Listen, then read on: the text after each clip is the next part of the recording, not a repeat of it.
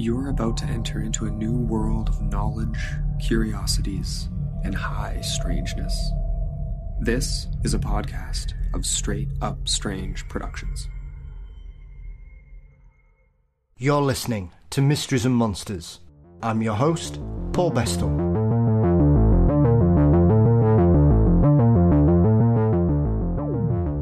At this time of year, high strangeness is all around us if you stop to take the time to notice. It's not just our acceptance of a jolly man breaking and entering, or flying reindeers in the night sky. It seems things are even weirder than that. Tobias Wayland joins me to discuss his new book, The Singular Fortean's Yuletide Guide to High Strangeness, which is also beautifully illustrated by his wife, Emily. From people claiming to have encountered the real Santa, seeing strange lights in the sky, we discuss Whitley Strieber's Christmas encounters that launched communion, and trolls lurking in Scandinavia. Yuletide is clearly stranger than we could even think it possible. But before that, as always, don't forget you can support Mysteries and Monsters by signing up at patreon.com/mysteriesandmonsters. $4 a month gets you ad-free episodes, guaranteed early releases, bonus content, and more. Thank you to my patrons who continue to support me in Mysteries and Monsters. And don't forget, if you sign up before New Year's Eve, new and existing patrons will all be in the draw to win a couple of copies of Luke Phillips's brilliant Rogue. Don't forget to click the link, or you can find us at patreon.com/mysteriesandmonsters. We're also across all social media channels. Don't forget you can subscribe to the Mysteries and Monsters channel on YouTube, or you can visit the website at mysteriesandmonsters.com for episodes, news, and merchandise. Our intro and outro music is performed by the amazing Weary Pines. Thank you as always to Dean Bestor for his marvellous artwork. The show is produced by Brennan Storr of the Ghost Story Guys, and Mysteries and Monsters is delighted to be a part of the Straight Up Strange network. So let us dive into just how weird Yuletide really is, in the company of Tobias Wayland. 'Tis the season for high strangeness, and at this time of year we seem to accept the weird more readily, from jolly men who can break into any home around the world, and giant cats on the hunt for new clothes, as well as the rebirth of Krampus and Belsnickel in the modern age. High strangeness abounds. In Tobias and Emily Wayland's new book, The Singular Fortean Society's Yuletide Guide to High Strangeness, we reintroduce them to many odd traditions and characters. Tobias, welcome.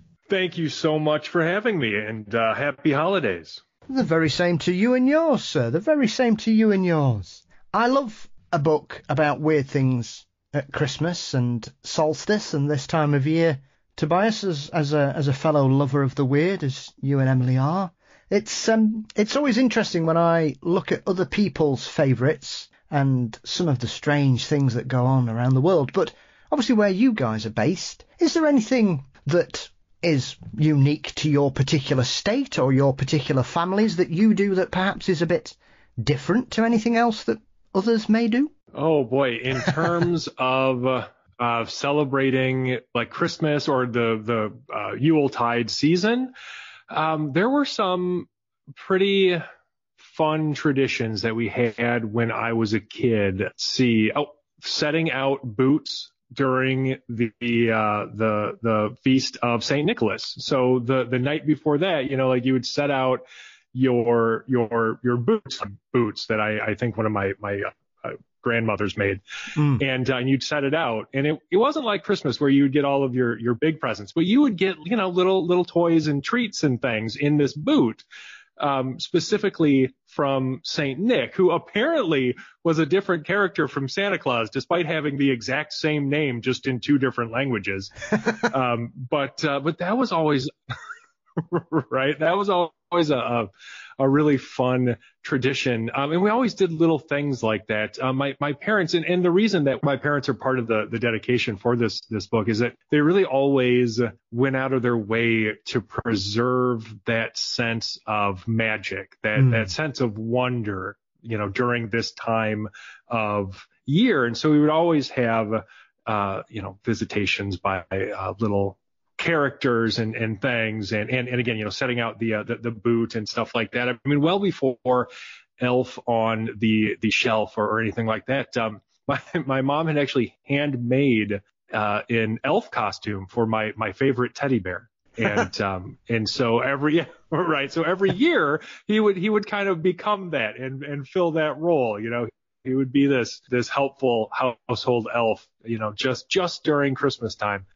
But in terms of like regional aspects to the season, we live in Wisconsin, which is pretty heavily Germanic. And so there are lots of Scandinavians. There are lots of, German settlers.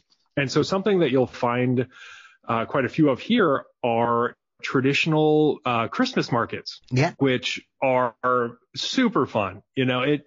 Anybody, if you get a chance to go to like a traditional like German Christmas market, even if you're not, Christian, even if you don't care about Christmas, you don't necessarily need to be that big into either, because you find, Christmas markets are a great place to see a lot of the surviving pre-Christian beliefs surrounding this holiday, because those tend to be emphasized in places like that, because it really isn't as much about the religious aspect as all of the other qualities that we associate with Christmas, so it's not so much as about the birth of Christ as it is about Christmas trees and ornaments and lights and Nisser and Tompton and things like that. And so you'll go and every year I find something weird and I always buy it. Well,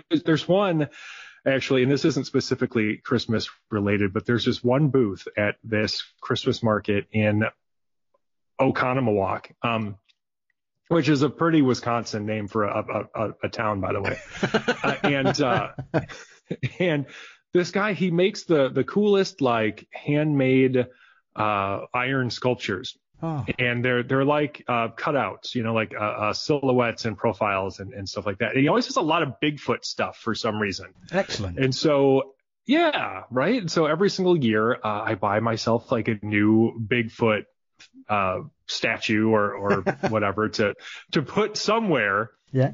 And it's just a lot of fun. But we also buy all kinds of like I mentioned, there's always gnomes, Nisser, Tompton, that kind of stuff. And people call them by all different names. You're probably likeliest to hear people refer to them as gnomes, because there's been a lot of conflation over the past, several centuries regarding gnomes and Nisser and Tompton and those kinds of helpful household spirits, but they're basically the same thing at this point, which at its heart is the survival of a pre-Christian Yuletide tradition that goes back hundreds and hundreds of years, which is fascinating. And you see that kind of stuff all the time at Christmas markets. So absolutely, if anybody gets a chance and you like weird stuff, go to a Christmas market. Yes, we have them all over the place here in England as well, Tobias, these days. And I enjoy trying to find the largest pretzel I can at this time of year. It's my personal mission as well, and often we get some things. But we seem to have been invaded over here by gonks, which are essentially Scandinavian gnomes in a variety of coloured costumes, which seem to have become wildly popular over the last sort of decade here in the UK, which is one of those things alongside other such things. But obviously, probably similar to yourself, I have a few cryptid-themed decorations hanging from my tree now. I have a Dover Demon medallion and a couple of Bigfoots and a Sasquatch and a Yeti and a Mothman. So where you guys are, do you know anybody that has that wonderful German tradition of hanging some kind of pickle ornament on their Christmas tree, or is that still something that hasn't spread from the old country, as it were? No, that is very popular here. We actually it's not usually a literal pickle, yes. in any anymore, but you see a lot of ornaments. We actually have a pickle ornament that's on our tree right now. And so, yeah, that particular tradition is alive and well. You really do see a lot of that stuff here. Like I said, because this area was settled so prominently by Germanic peoples. And, we kind of take it for granted, like if I go and visit friends, who live, down south or out west or something similar, and you tell them about some of the stuff that is done here, they look at you like you've grown a second head, right? But it's so ingrained in our culture here that you don't even think about it, and I dare say most people don't even really consider the origins of those kinds of traditions. They're just something that we've always done. I think it is. It's one of those things, and especially as we mature as people, Tobias, often things we take for granted, like hanging a pickle ornament on your Christmas tree, as you say, when you try and explain it to other people, I mean, I can only imagine what it would be like trying to explain that tradition to somebody from Texas, perhaps, where they, as you say, they would probably look at you and thinking, this guy's lost it. What's he on about? Pickles on a Christmas tree? I mean, that is exactly right. But it's the kind of stuff that I as I have gotten older, I have grown to just really strongly value about this time of year, because there are few holidays that we celebrate here that have the importance and the tradition of this one. It's such a prominent holiday in our culture, and then on top of that, it has so much rich history that also varies by culture.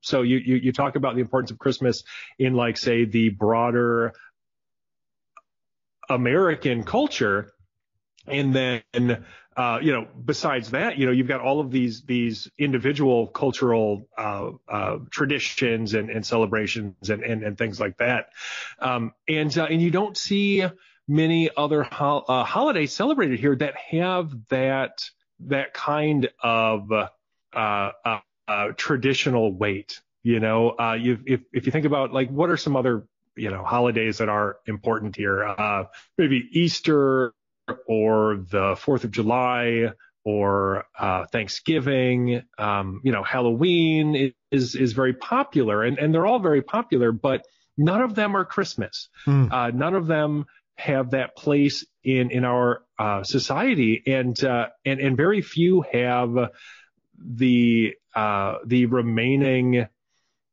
traditions, that go back centuries that Christmas does. I mean, maybe Halloween is the closest in terms of overall, like, cultural history. If you think about Samhain and the origin of Halloween and sort of what it stands for, and there are a lot of those sort of traditional qualities to it that remain. You think of, like, jack-o'-lanterns and dressing up and trick-or-treating and stuff like that, and it all also has its place in history, and we can go back and look at its origin, and that's all very fascinating. But it doesn't really come close to the amount of similar things that exist in Christmas. I suppose, Tobias, when yourself and Emily sat down to try and plan this wonderful book that you've released,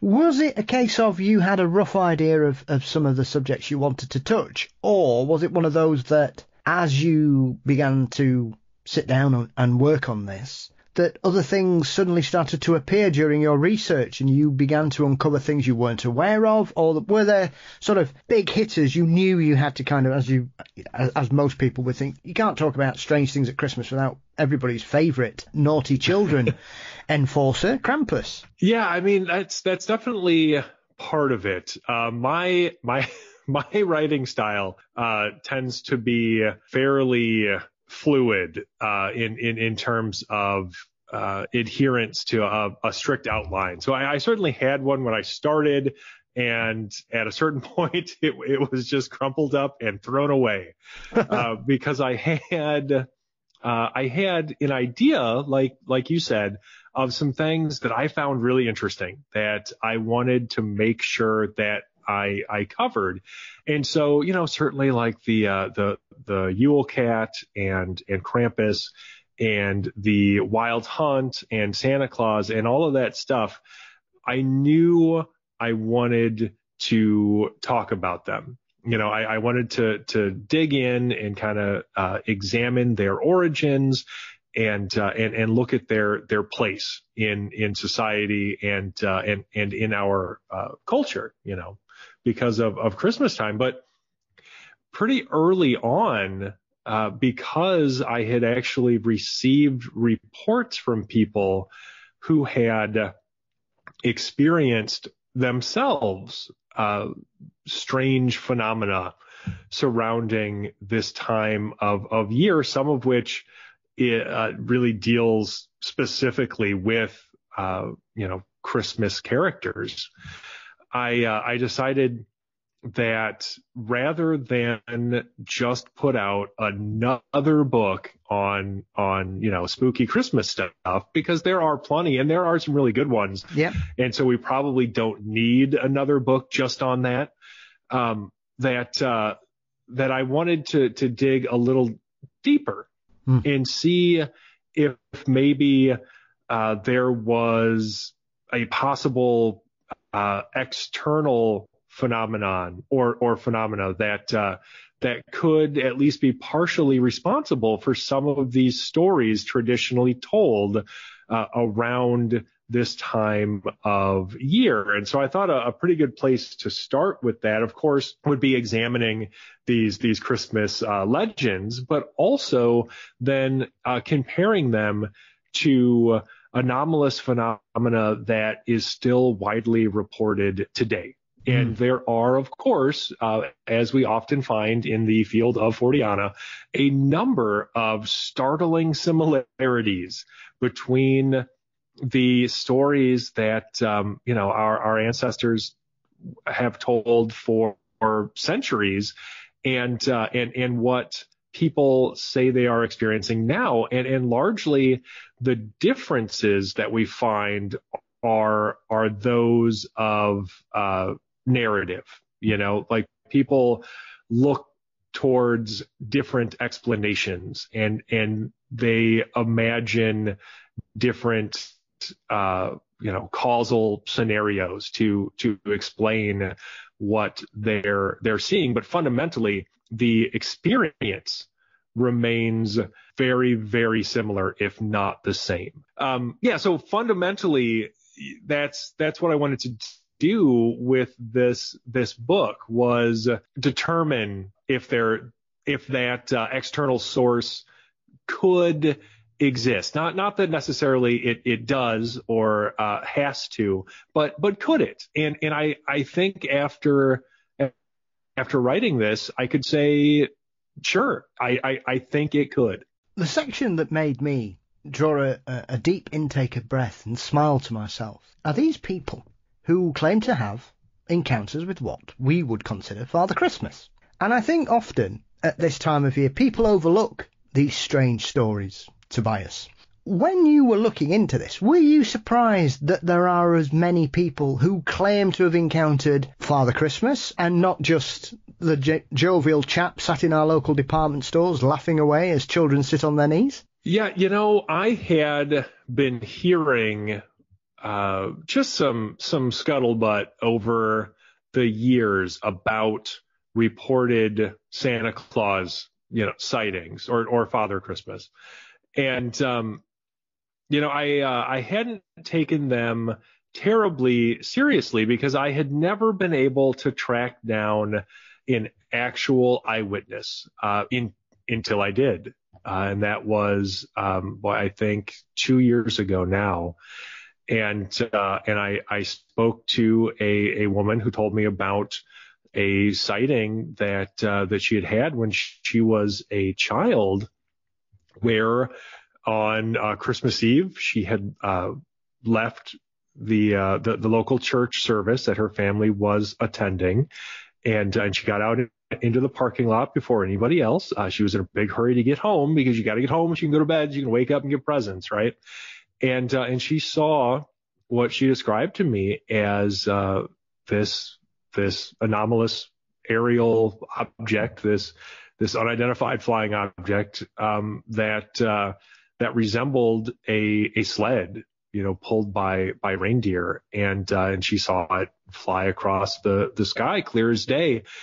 And this is somebody that I know, and she is very credible to me as a witness, and so that kind of caused me to take a second look, and I was able to dig up some recorded reports of Santa Claus sightings, but they weren't sourced, and so without really understanding the provenance of those, I'm kind of forced to take them with a giant grain of salt. But at the same time, I have spoken to at least one person directly, whom I trust, who said that she had seen something that looked like, Santa Claus's sleigh, and another person,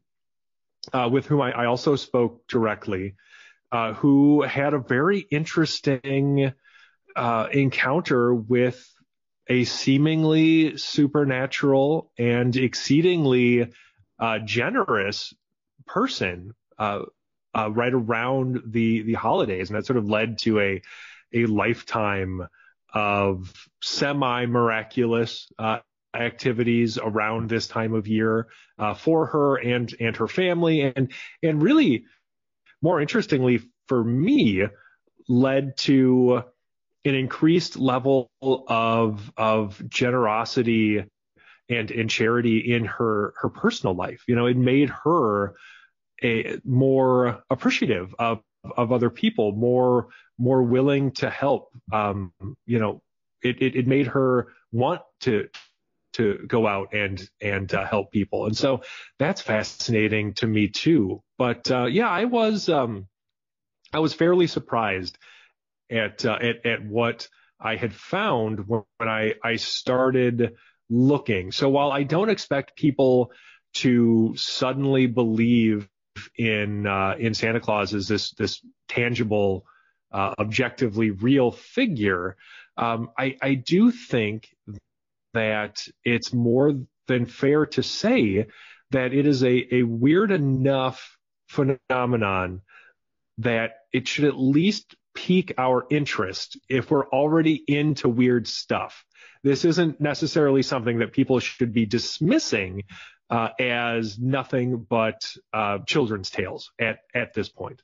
Do you think, as we often find sometimes when we deal with high strangeness, Tobias, that people claiming to have had real encounters or real sightings of Father Christmas is often too strange for some people who love the strange? It's one of those things that often you can find in any Fortean field, really. There seems to be a line that some people will not cross, that if they love a particular subject like Bigfoot or UFOs or something, and their normal bread and butter encounters or experiences, something peculiar happens, like, say, someone claims to have seen Bigfoot wearing a lumberjack shirt or a hat, or one of my favourite stories is the alien pancakes. People go, no, that's just too ridiculous. No, we're not having that. And this seems to be that kind of situation where, even though for people that love the weird, surely people aren't really seeing Father Christmas flying across the sky. And yet, we've got plenty of stories of people who claim to see something that looks like Father Christmas in his sleigh in the sky.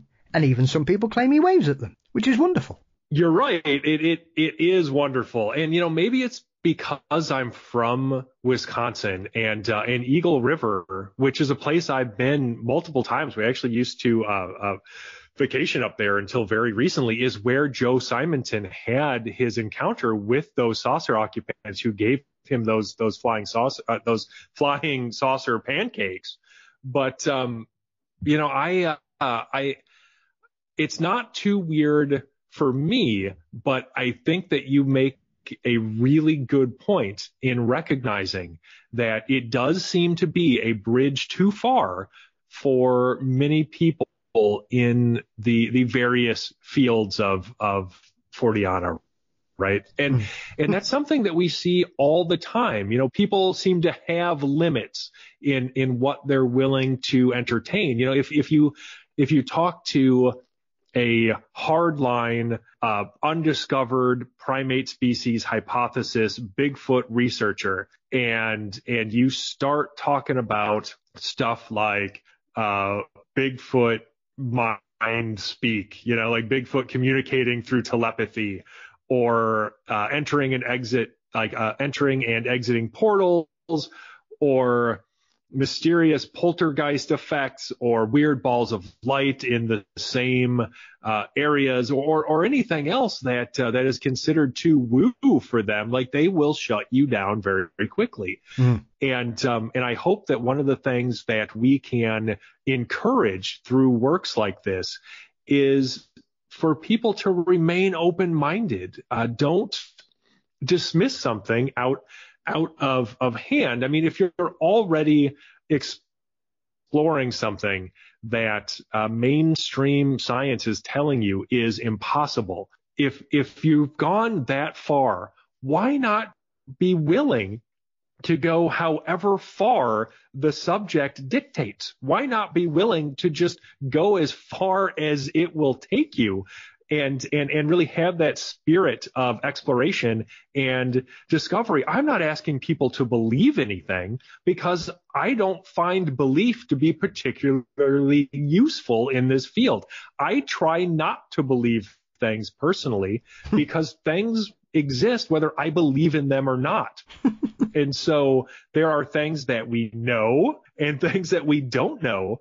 And I think it's okay to say that we don't know things and just kind of sit in that, and be like, you know what? I don't know, but I'm willing to entertain a variety of possibilities as potential explanations for something without dismissing them closed-mindedly. I think what comes across in a lot of the Father Christmas experiences for these people, Tobias, is that even 20, 30 years on, there still seems to be a sense of wonder in the way that they talk about it. It's as though they understand that something very odd happened, and often they tell their families and people laugh at them, and therefore they tend to keep it in. But there just seems to be, as you were saying about how it's affected one particular witness in regards to the way that she's become more charitable and the way that she wants to be a more giving and supporting and loving person because of that kind of experience,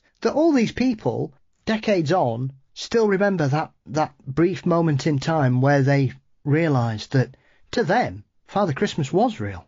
Yeah, I mean, these are important experiences in people's lives. They are impactful. And interestingly enough, that narrative that we hear about witnesses having these experiences, and of course they're very powerful, and so they want to share them with a loved one. They at least want that cathartic release, and of course they're looking for reinforcement and support, and so they will, they'll go and talk to a parent or a sibling or a spouse or whatever, and again, you're right, often they are laughed at, and that's not specific to, say, a Father Christmas sighting. That's not specific to an Easter Bunny sighting, of which we have 3. That is across the board, everything from UFOs to aliens to cryptids to ghosts and hauntings. That is the narrative that I hear from witnesses. And if anything, I would think that anyone interested in these subjects would find that compelling, that these people, regardless of what you believe in terms of what they have experienced, it certainly seems credible to me that the narrative is consistent post-experience across all of these seemingly disparate types of anomalous witness, right? And so that's very, very interesting. And I do think it's a reason that people should try to take these subjects a little more seriously, or like I said, at least be willing to entertain them.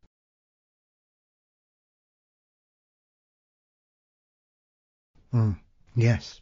I mean, looking at this series of chapters, one of the things that clearly stands out, and I'm not sure what you may think about this, Tobias, but obviously you mentioned Whitley Strieber's encounter, which I think often a lot of people overlook the time of year it occurred, which I think some people forget that it did happen over Christmas. Would you say that that's the granddaddy of strange phenomenon that's been reported that seems to have been accepted in the Fortean world as a strange event? Because there aren't many sort of rock star phenomenon in our particular field that seem to occur at this time of year. There's a lot of traditions and people having strange sightings, but clearly Whitley's genesis of communion began at Christmas. And so here we are, nearly, 40 years on since it happened, back in 85, I think it was, that all began for him. I believe it was Boxing Day when that began. And yet here we are, and you've covered it in the book. We still talk about that particular event. Yeah, I mean, I think that's definitely up there. That's certainly one of the most popular abduction narratives of all time. I mean, arguably the most popular.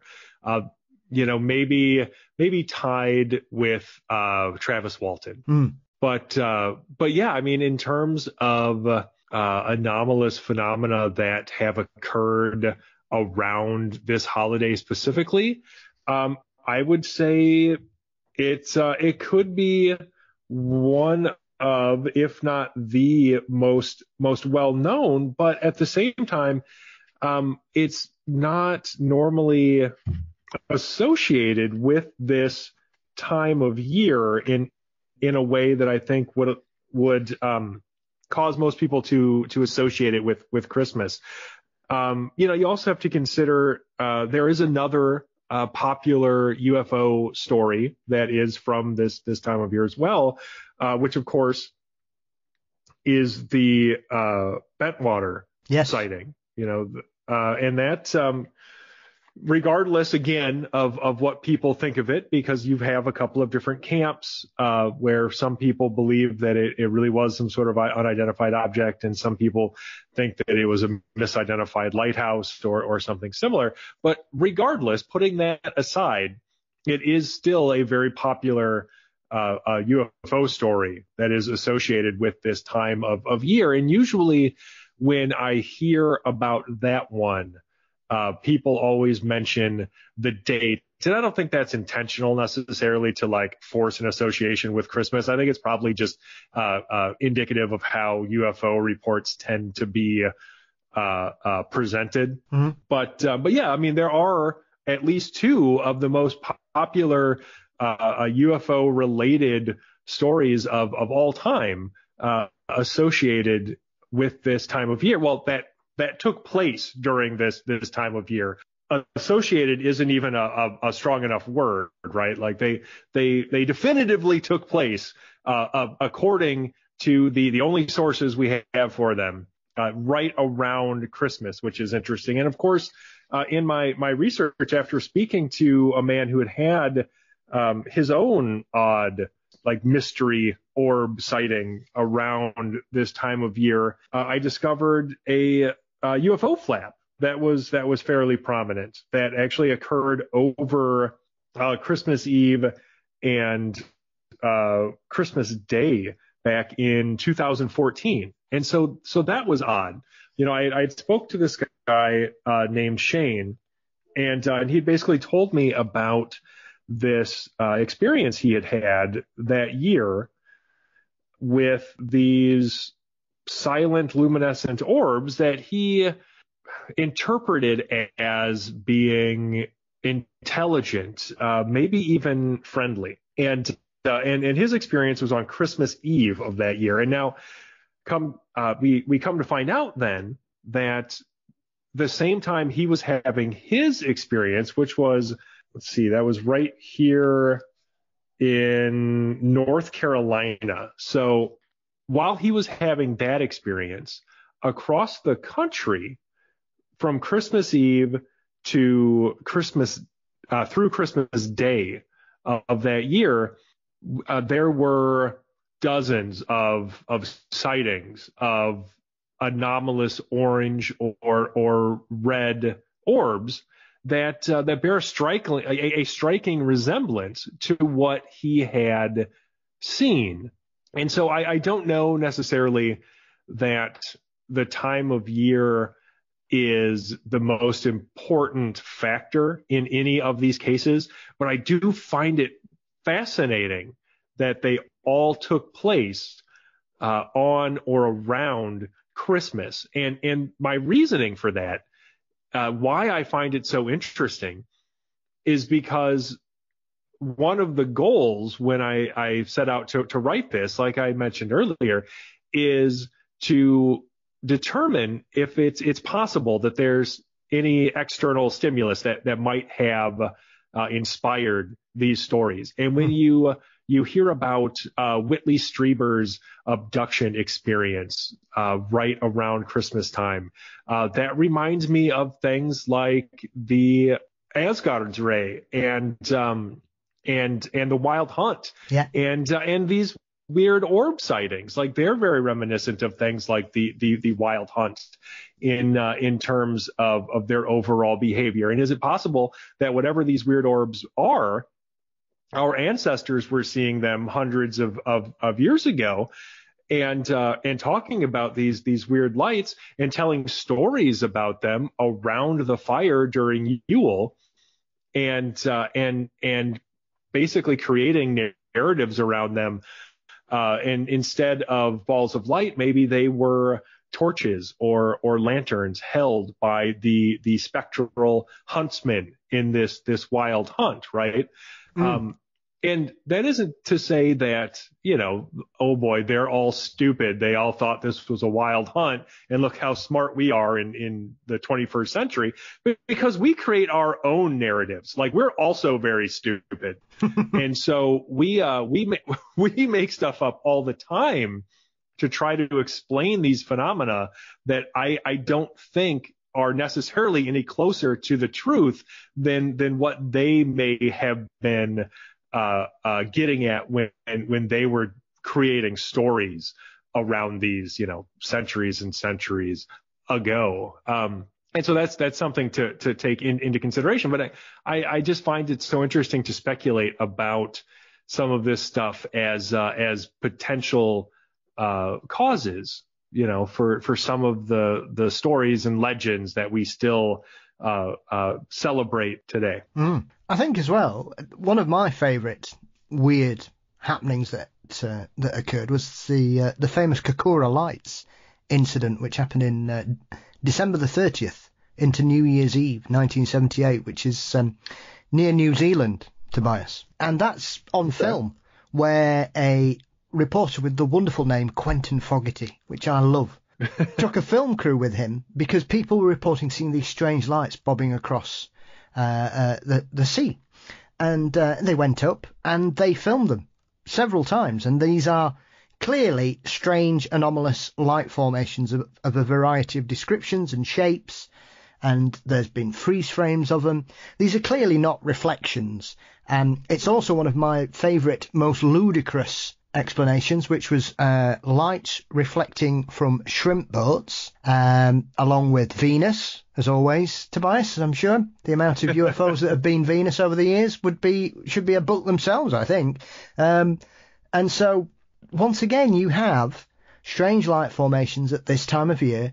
This is one of the best documented ones because obviously, there's some really good footage, and it wasn't just Quentin and the pilot. There was a cameraman there was another person from the I think they were a local TV station, so they were there. So here we are 45 years later, and if anybody wants to look up the Kokura Lights incident, it is remarkable what they captured. And as you were saying, people sometimes put forward rational explanations, but when you compare them to the phenomena that is reported, or in this case filmed, it's laughable. It is a stupid explanation. Yes, it's a real idea of what it could be, but it clearly isn't, because as far as I'm aware, shrimp boat reflections don't follow planes back to an airport. I mean, if they did, that would be a phenomenon worthy of study in and of itself, right? Yes.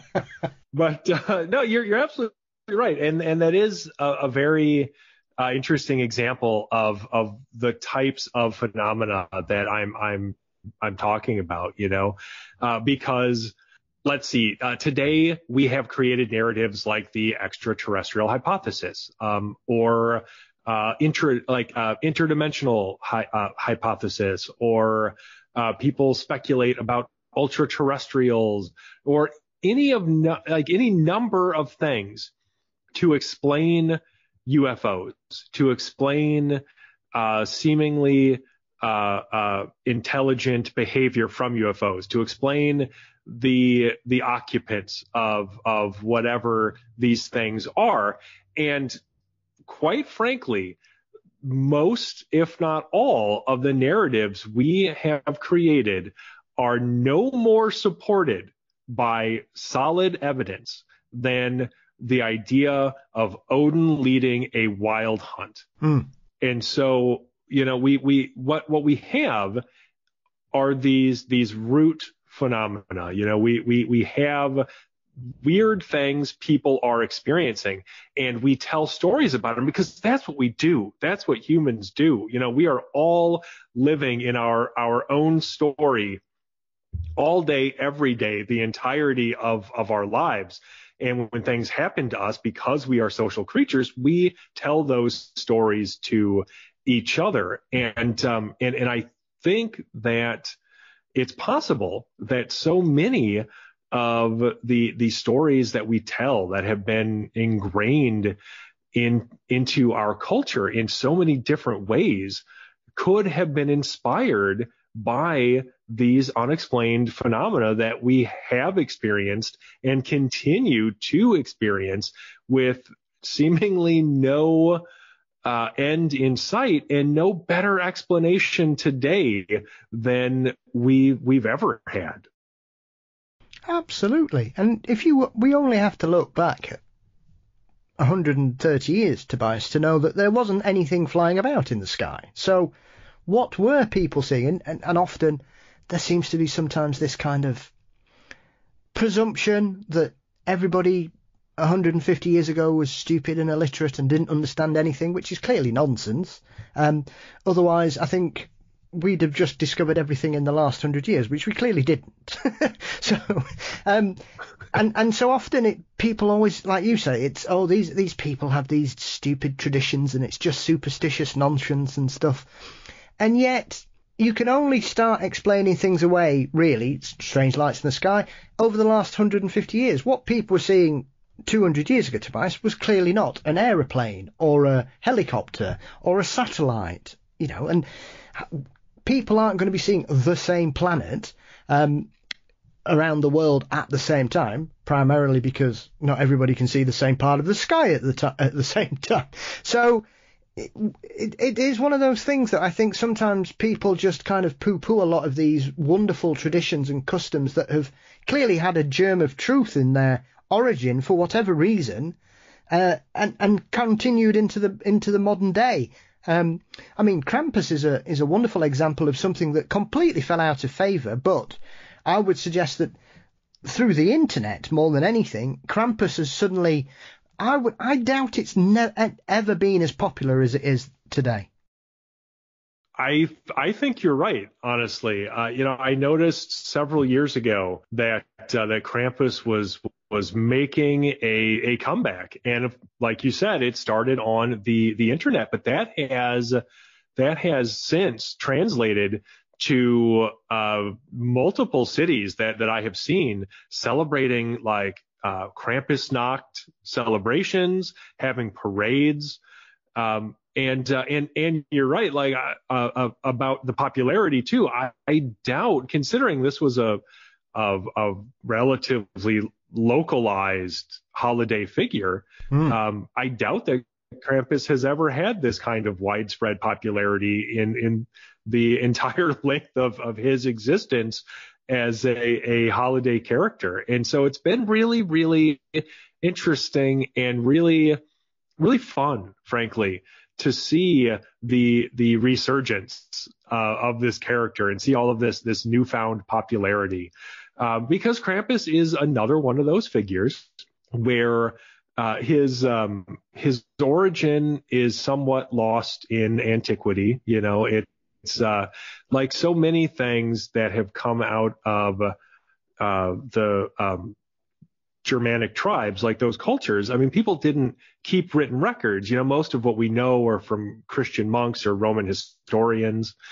and so it's difficult for us to determine precisely how a lot of these stories and legends and characters arose. But you know, it's possible that Krampus has some sort of pre-Christian origin, and so he would be another example of one of these traditional characters making its way into Christmas after conversion, after widespread conversion rather to Christianity. And so, you know, Krampus is similar to quite a few figures that we see in appearance, you know, with the horns and the very hirsute sort of body and cloven hooves and things like that. And so there are probably a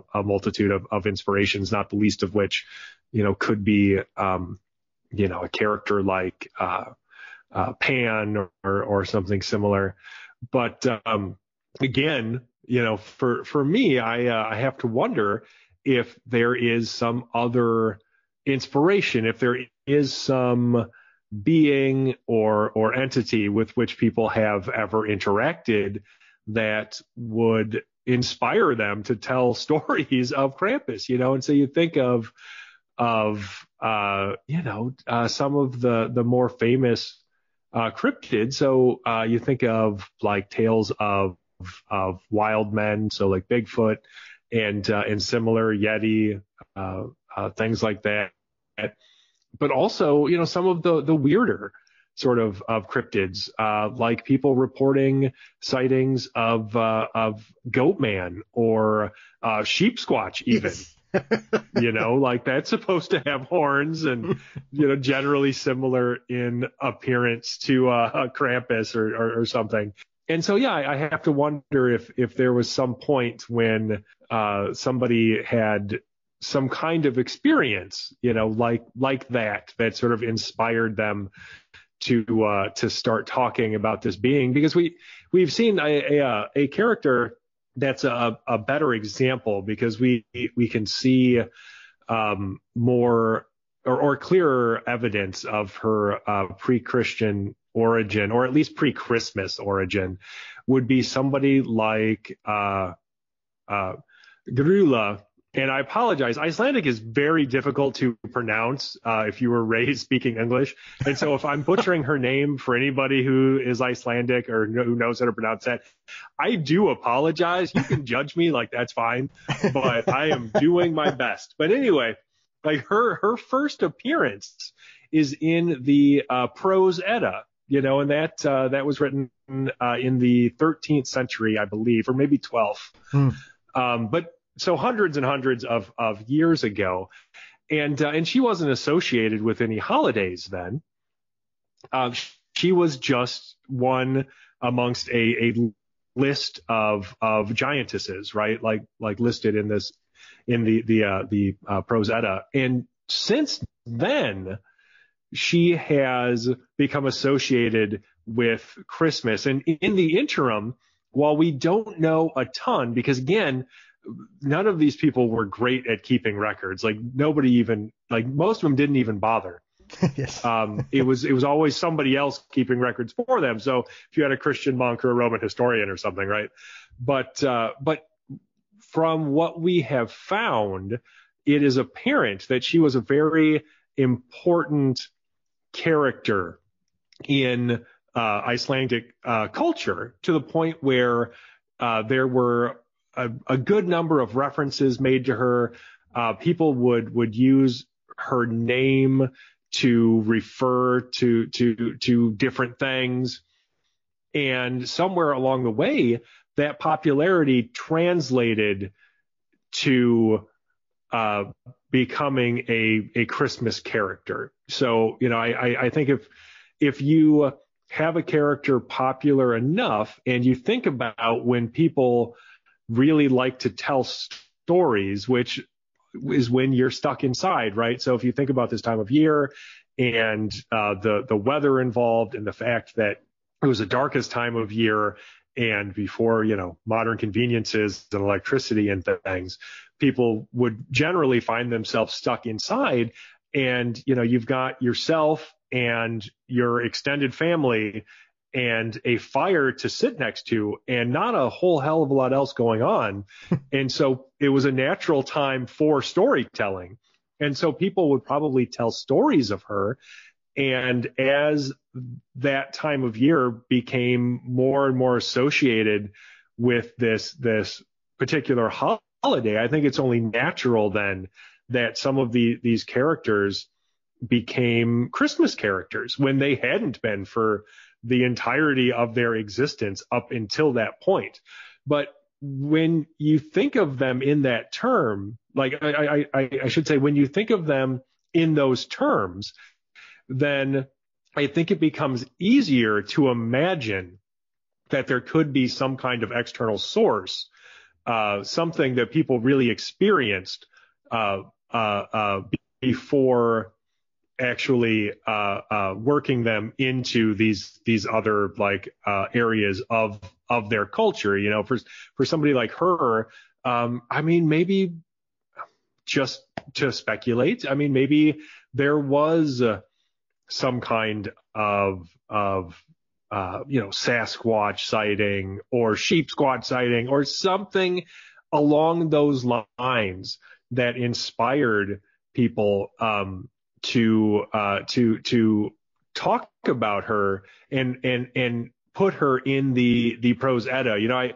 My friends Timothy Renner and Joshua Cutchin had a wonderful pair of books called Where the Footprints End, and something they talk about in there is this comparison between traditional trolls and Bigfoot. Yes. And there are a lot of similarities in the description of these figures, and even in their behavior to a certain extent. And so you have to wonder, I'm not just pulling this out of thin air, right? I'm really kind of having to stand on the shoulders of giants to see this, but you do have to wonder then, if looking at all of this together, if examining it holistically, wouldn't lead us again to the potential for there being something more to it than just a fun Christmas story. If maybe people were inspired by some more tangible phenomenon.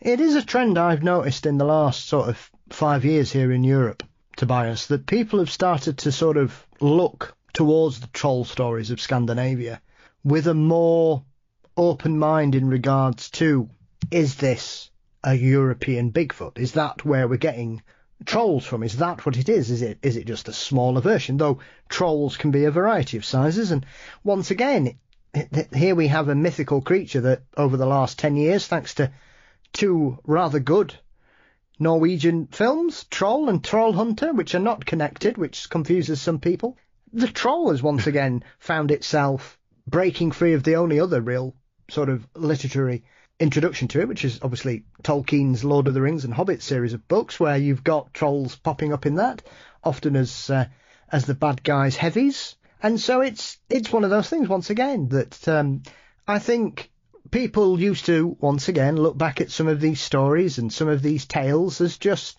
folklore and tradition and warnings to keep children away from rivers and valleys and places that could be dangerous to them, to now perhaps think, oh, is that all there is to it? So it is good to see that there is. I've no idea. I don't know. But it is wonderful because obviously my brother's wife spent 7 years living in Norway. I've been to Norway 3 times in the last 7 or 8 years. It's a fabulous place. And one of the wonderful things about it is there are trolls everywhere. You can find wonderful animatronic ones having a sleep in a shoe shop, or there'll be troll statue you can have your picture taken with, or you can find little signs warning you of trolls and to be careful, which I find a wonderful embrace of the weird there. That for them the troll is as normal as a sheep or a cow. that does sound wonderful. We actually have a town in Wisconsin here, not far from where Emily and I live. It's called Mount Horeb, and there are trolls everywhere. Like it was a town that was founded by Scandinavians, and so that tradition was brought over. And so if you go into this town, everything is troll themed. There are troll statues and things everywhere, and it's one of my favorite places. It really is, and I think that's part of why I enjoy living in Wisconsin, where we do, is because we have so much of that culture that was brought over by some of the earliest European settlers. So yeah, no, I mean, who doesn't want to see more trolls? Like they're very cool. Some of them are even very cute. Like trolls can be cute. So yeah, absolutely. I love to see stuff like that. As I speak with you, Tobias, my troll statue from Norway is staring at me, smiling. So clearly, the conversation is going down well with my personal troll in my office.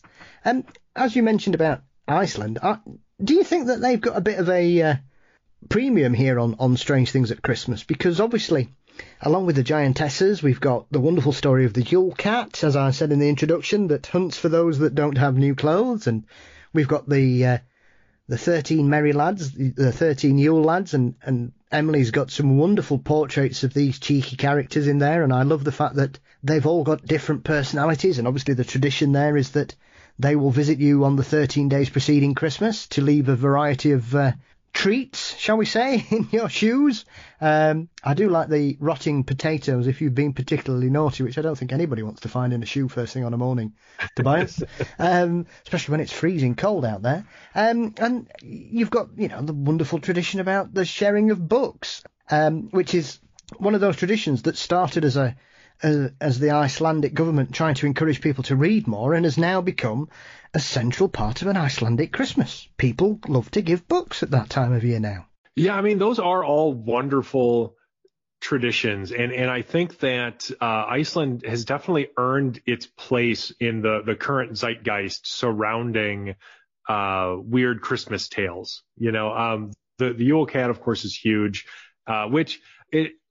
the Yule Cat, to me, and the story surrounding it sort of read as a sort of reinforcement of traditional values, because basically the Yule Cat, if you don't have new clothes, like specifically new wool clothes, then it's safe to assume that you weren't gifted any because you didn't participate in the wool harvest. And if you didn't participate in the wool harvest, then you are not pulling your weight, and you deserve to be eaten by this Yule Cat. So don't be lazy, do your part, But it's interesting because there are accredited folklorists, like historians and such, who look at the earliest iterations of the Yule Cat, right? And in that they see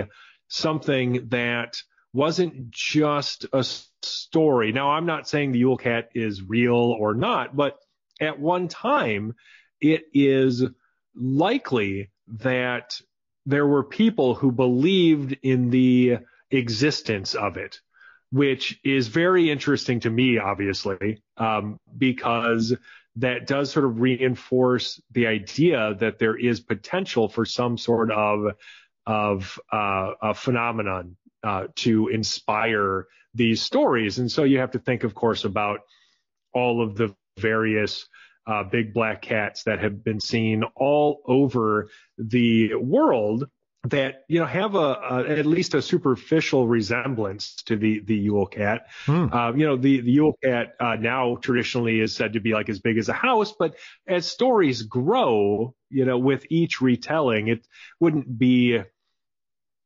that unusual to me for something to start out as just a big cat, you know, so you think of like a tiger or lion or likelier a panther or something. And then with each retelling, of course, the story gets bolder and the creature gets bigger. And so next thing you know, you've got the Yule cat that's as big as a house. Absolutely. Iceland itself doesn't really have any species of big cats. Like there isn't any native species, or like, nor is there really a history of sightings of anomalous big cats like you have in the UK or Australia or North America, or New Zealand is one too. But they have had for centuries significant trade with like the British Isles, right? Yeah. And so, you know, where we go, our stories follow. And so I think it's possible that they could have been inspired by stories from somewhere else potentially. That's at least an interesting idea to me. But yeah, you know, like at some point in their history, the Yule cat was taken much more seriously in terms of the potential for an objective existence than it actually is today. And I think, like, out of all of the weird Christmas legends and characters and stories, that's probably one that I would think people would find the most surprising. Like, people probably don't expect to hear that the Yule cat was thought to be real at one point, right? You know, versus, you know, something like, well, like a character like Saint Nicholas, of course, who there is significant historical evidence for. You know, or even somebody like Krampus or Grula, or anybody with a firm tie to like pre-Christian traditional belief systems. I think it would be less surprising to hear that people actually believed in them at one point. But the Yule cat, like I said, is one where people like really seem to, and that is just so interesting to me, you know. But I don't think Iceland, I don't think that they have a monopoly on weird Christmas stuff. I think, you know, if you go into mainland Europe, you find just as much weird stuff as much more, really, if you take the totality of it, right? Than just Iceland alone. But for its size, I mean, Iceland might have a disproportionate influence on weird Christmas, but still well earned, because those characters are they're some of my personal favorites, like the Yule cat, Grula, the Yule lads, because they're, you know, just weird, mischievous, like trickster fairy archetypes, right? That you see in all kinds of cultures, but it's always interesting to see them in different specific cultures, you know, and like some of the things they do. If you were in another part of the world, you might have been referring to them as a brownie or a Bogart or something, right? Yeah. And certainly there was an amount of belief invested in those types of beings, and so that's fascinating to me. But yeah, I mean, Iceland, if anybody is interested in weird Christmas stuff, that's a great place to start because they do have plenty of it. And it's well ingrained in their culture. And there is actually a reasonable amount of scholarly work that's been done on it. And so I find it to be a fairly accessible place for people to start too, because Iceland takes its history very seriously. And there are a lot of Icelandic folklorists who are very interested in chronicling all of their stories and getting into the origins and stuff. And so you will find a plethora of various works available if you're interested in stuff like that. Yeah, it's certainly a better place to start than the wonderful Catalonian tradition of the Tio de Nadal, Tobias. Which are you aware of this strange one in the Catalonian region of Spain? No, I don't think so. Okay, I'll try and explain this as politely as possible.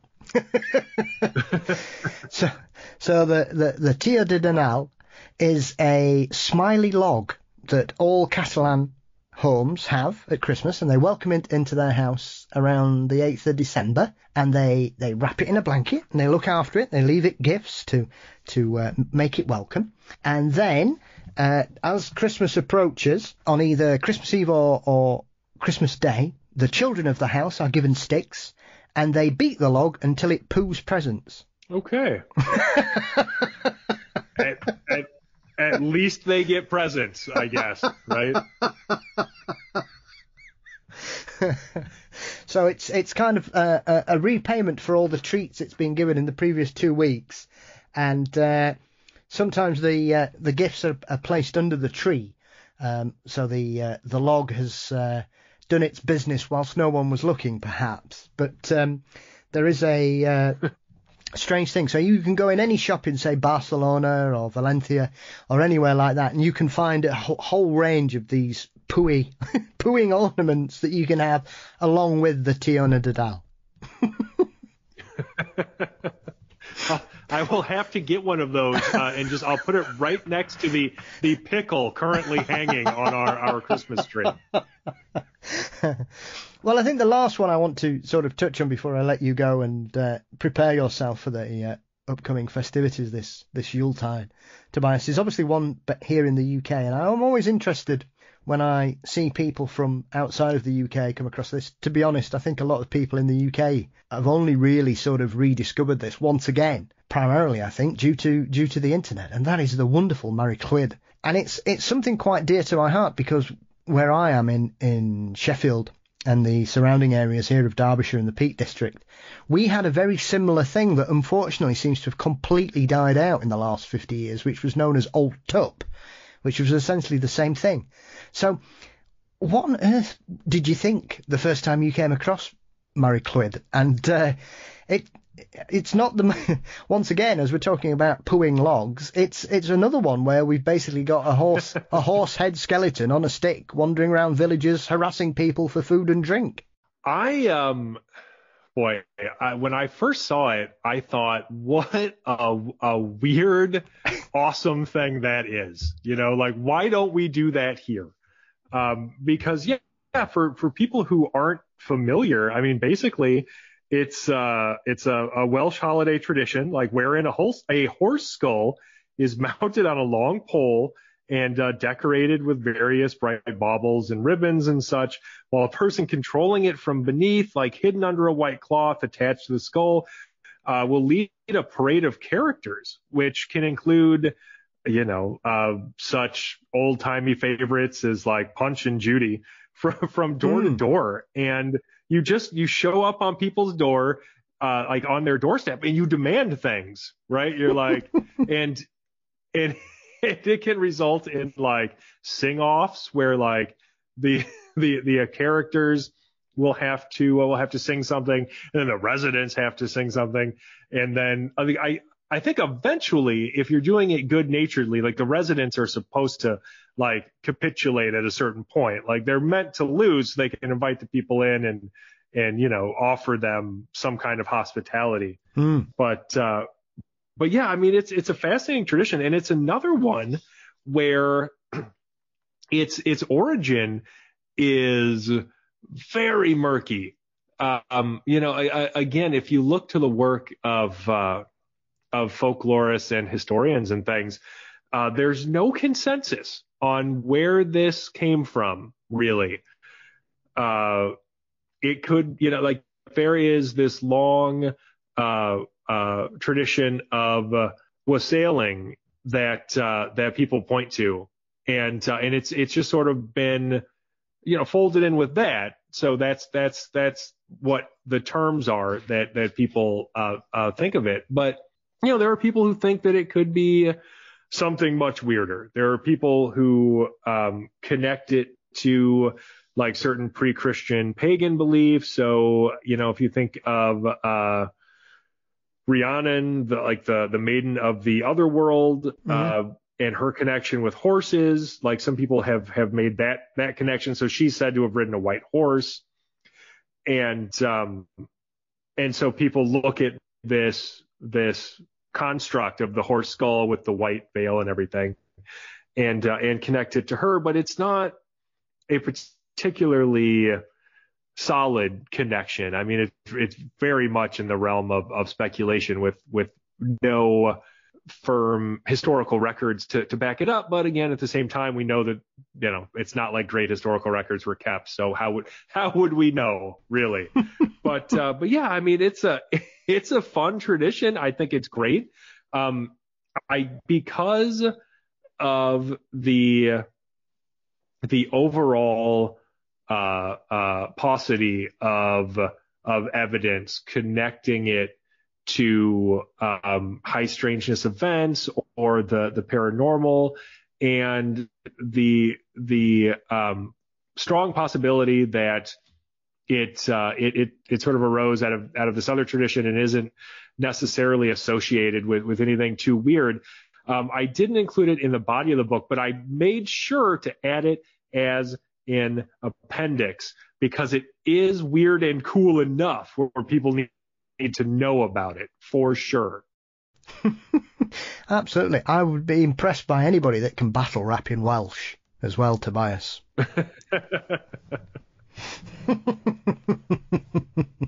It is a fabulous thing. Well, as I said at the beginning, it's a wonderful book by yourself and Emily.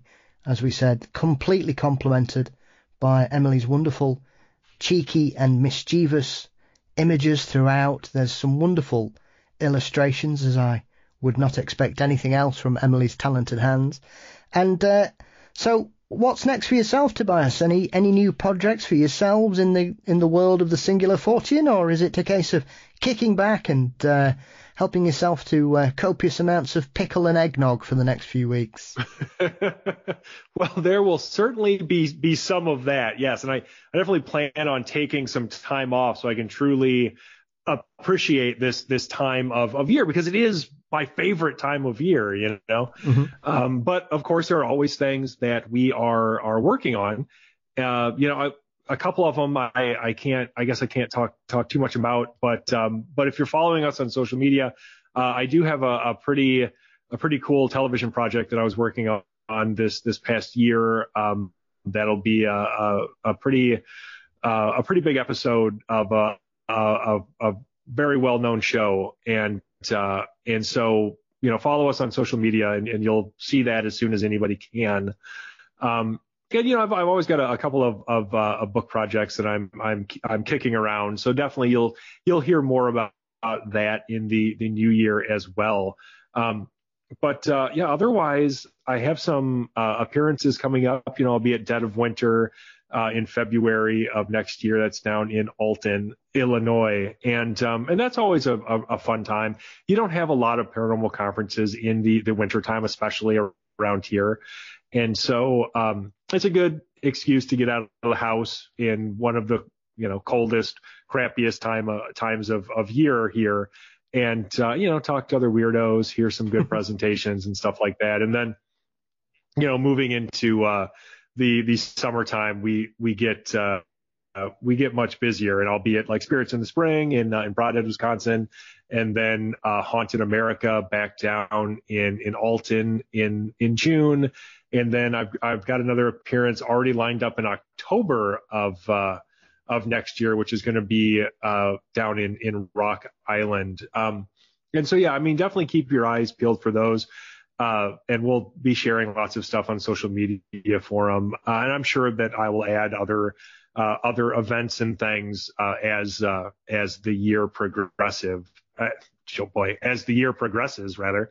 And that's just what I have lined up so far. But if you want to keep up with us, I keep mentioning social media, but if you want to follow us, just look for the Singular Fortean Society on Facebook, Twitter. I'm sorry, X, I guess, Instagram, Threads, TikTok, like every social media platform we are represented on. And then, of course, if you want to really dig into what we're doing, you can go to our website at singularfortean.com. And if you are interested in this book or any others, just go to singularfortean.com/books, and you'll find links to buy all of our books. Fabulous. Do you think the paucity of conferences at this time of year is obviously not connected whatsoever to the origin of the Beast of Bray Road being at this particular time of year as well? Boy, I can't rule it out. I don't know. Avoiding the sporadic nature of a dogman attack, perhaps. Yeah, well, you got to watch out for those like Wisconsin werewolves, because they're not friendly. Tobias, thank you as always for your time. It's been a long time since we had a chat. I love the new book. Congratulations to you both, as I said, for your work and Emily's wonderful illustrations throughout. And I want to wish you and your family a wonderful Christmas. And I look forward to our next conversation in regards to whatever subject you decide to tackle next. Well, thank you so much, Paul. And it has been too long. I love coming on here. So thanks for having me. And Merry Christmas to you and yours, of course. And I hope we get to talk again soon.